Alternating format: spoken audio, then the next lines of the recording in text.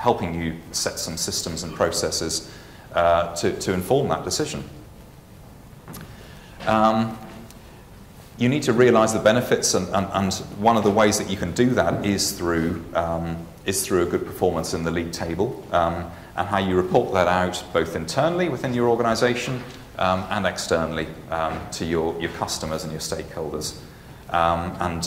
We've already heard a little bit about the early action metric and the Carbon Trust Standard, and I'm aware that the Carbon Trust Standard will be talking this afternoon. It's interesting to see how some leading organisations are already really trying to gain advantage from communicating that Carbon Trust Standard as a mark, use it to support their company brand and their reputation. So I'd say as the final point, you can be getting your marketing and comms guys on board here, and really helping to get their involvement to turn this into an opportunity for your company. Now, I'm going to talk over the next few slides about a practical example. Many of the organisations clearly that are going to be covered by the CRC are going to be those that have large property holdings. They might be light industrial property, they might be commercial property, service sector, retail. And this is an example of a piece of work that ERM has done with a large property-based organisation to look at how they can assess and then manage carbon reduction opportunities and gain benefits from that. We've got at the top here a portfolio. The objective of an assessment of this portfolio was really to look at opportunities to reduce energy costs. And to do this, we applied a number of filters within the organisation, and I can see that many organisations can do something very similar. The filters could, for example, be around which of the buildings, which of the assets do you have that have a significant energy cost? You might put in place a threshold there. You also might want to say, well, which of the properties or assets that we hold have low or middling benchmarks? That could be from your energy performance certificates, or it could be from data that you have around the kilowatt hours per square foot of the building, or the energy spend per square foot of the building. You can then use this to identify which are your good performers, which are your fair to middling ones, and where are the real poor performers that you could be focusing on as a business. And once you've done that, you can focus on selecting those properties as candidates for some remedial action. What sort of statistical tools can you use to determine which of the buildings you really should be focusing on, and indeed how you can focus on them. And finally, for each of those, you can build a business case, and that might be in terms of simple payback. You make an investment, you get a return on it, or it could be linked to other sorts of financial metrics that your organisation will use to assess capital investment. Internal rate of return is a good example here. You might have more than 2 filters. You can run this as suits your business.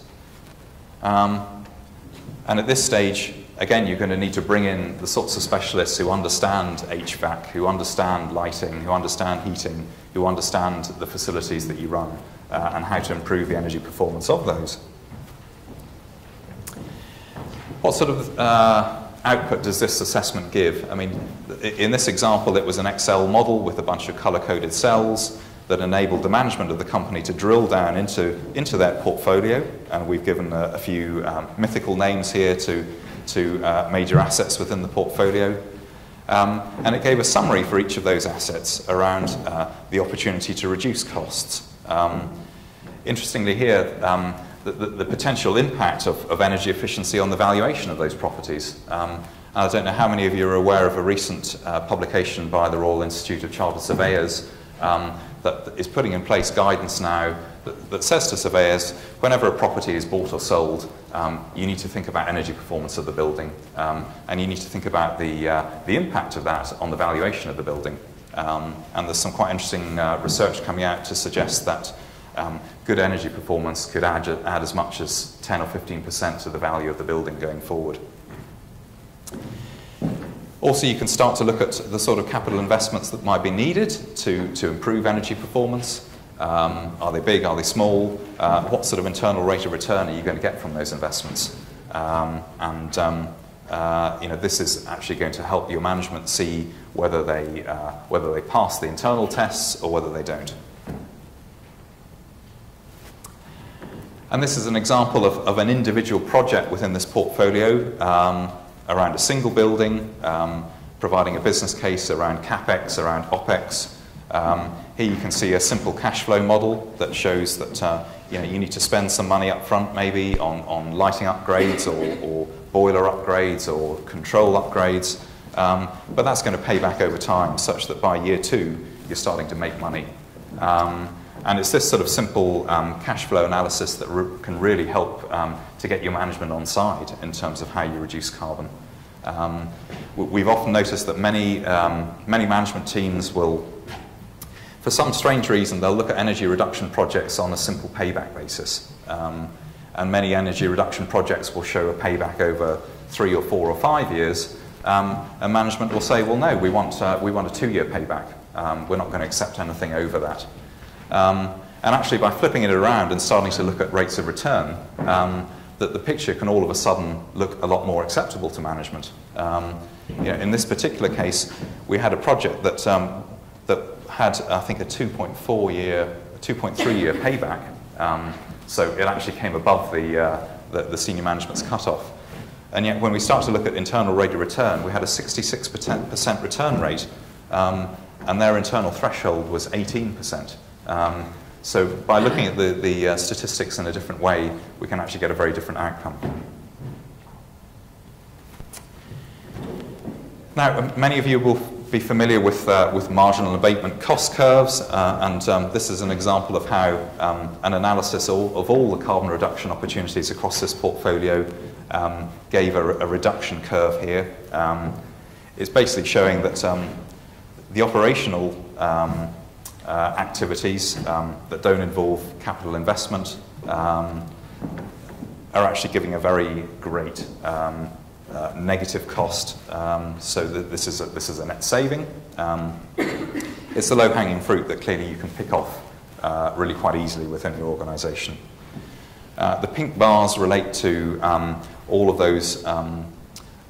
those interventions around monitoring and control that might involve small CapEx, or it might involve very limited CapEx. And then we move over through the small CapEx investments up to the larger ones. And typically we see some of the renewable energy projects coming on the right here. They do tend to be more expensive at the moment, despite the sorts of feed-in tariffs that are available. And indeed, that is underpinning the position that DEC has taken, I think, on renewables within the CRC. So again, another tool that can be used to demonstrate or show to your management the range of options available to you as an organisation and the sorts of costs and benefits that you're going to get from those options.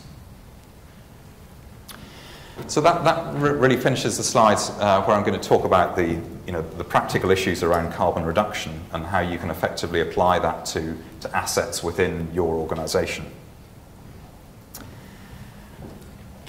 I think that the final point I wanted to make here is that clearly the CRC is going to bring about a carbon price.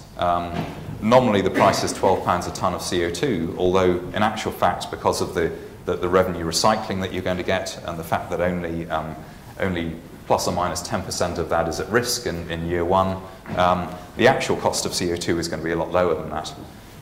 But still, what this is doing in setting a price and raising it over time is it's going to make all of these investments just look more affordable.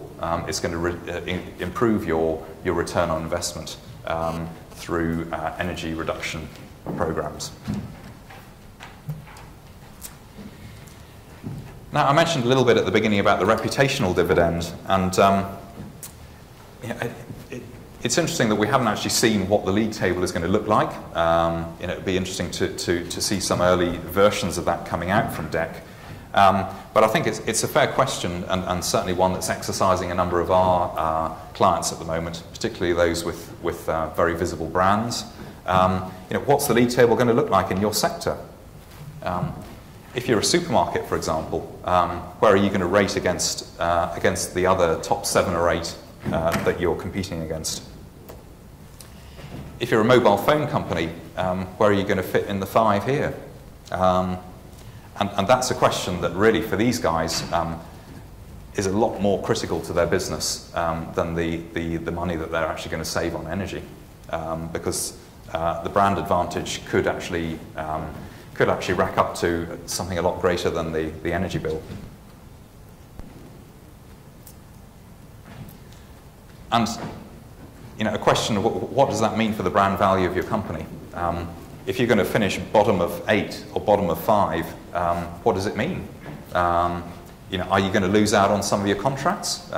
If you're bidding to government, for example, and you're bottom of your peer group, are they going to say, well, this company actually, it's not a sustainable company, we're not going to procure from it? I think these questions are very real, and the chart on the right here is one showing the rise in awareness of carbon as an issue in UK media.